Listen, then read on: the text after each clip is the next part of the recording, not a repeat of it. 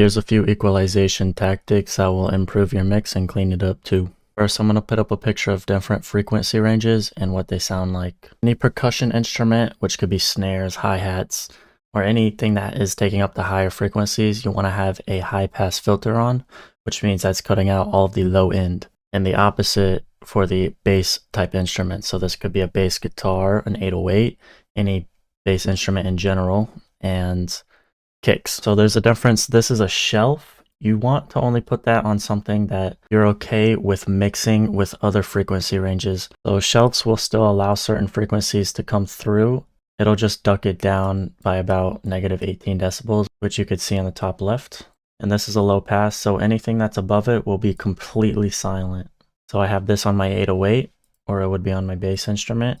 And this low pass is about 1000 hertz. And for my kicks, I have this shelf, again around 1000 hertz, and a slight dip at 250 hertz to get rid of the boxiness. For hi-hats, I have another shelf, which either way, it doesn't really matter. You can either use a complete cutoff or a pass or a shelf. It's up to you.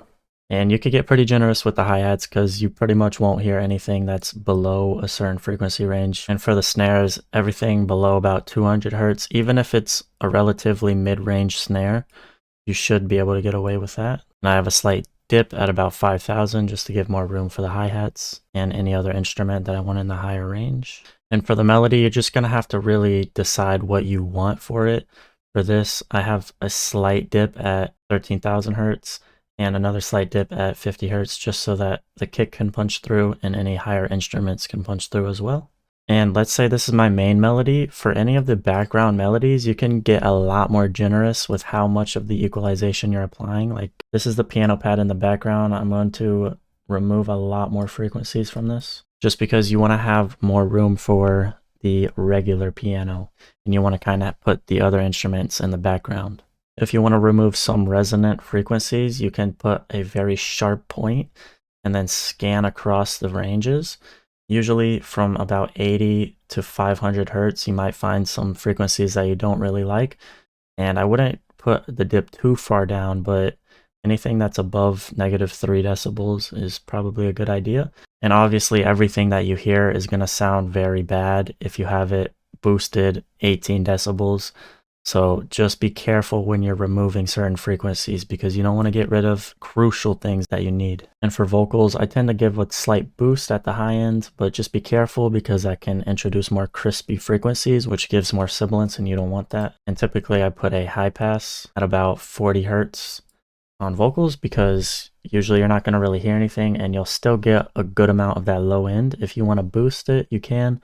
Probably wouldn't boost the low end anything past about 4 decibels, but again, everything is all preference. A lot of people, they might bring it all the way up to like 100 hertz, and I mean anything past 200 hertz, you're probably cutting out a lot of the frequencies you need.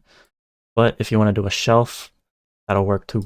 So yeah, the main purpose of EQ is to ensure that two different frequencies aren't overlapping, that you don't want to overlap. Like you don't want to have a hi-hat with a slight amount of low end overlap with the kick, because why would you need that in the first place? There's no point, and those frequencies probably aren't going to clash. But a better example might be like a snare, because you can have a decent amount of low end in a snare that just doesn't really need to be there and doesn't really affect how it sounds if you cut off the low end. So yeah, that's why it's called mixing, because you're trying to mix all the elements together. And EQ is definitely one of the most important aspects next to compression and making the volume levels all match with each other. That's pretty much going to clean up the mix and make it sound a lot better if you just follow some simple rules like that. Obviously, it's not a one-size-fits-all solution. Try to really listen to what you're doing instead of just copying me, because if you do, you're not really going to be able to understand why you're applying certain equalizations to some parts. And I could tell you 100%, I'm certain of this, that when you remove frequencies and you do enough of them from the areas that you don't need them, the song just sounds so much better, I promise you. So there's more advanced equalization methods I'm going to get into in the future. So just be sure to stay tuned for that. Drop a follow, drop a like. Yeah, I'll see you in the next one.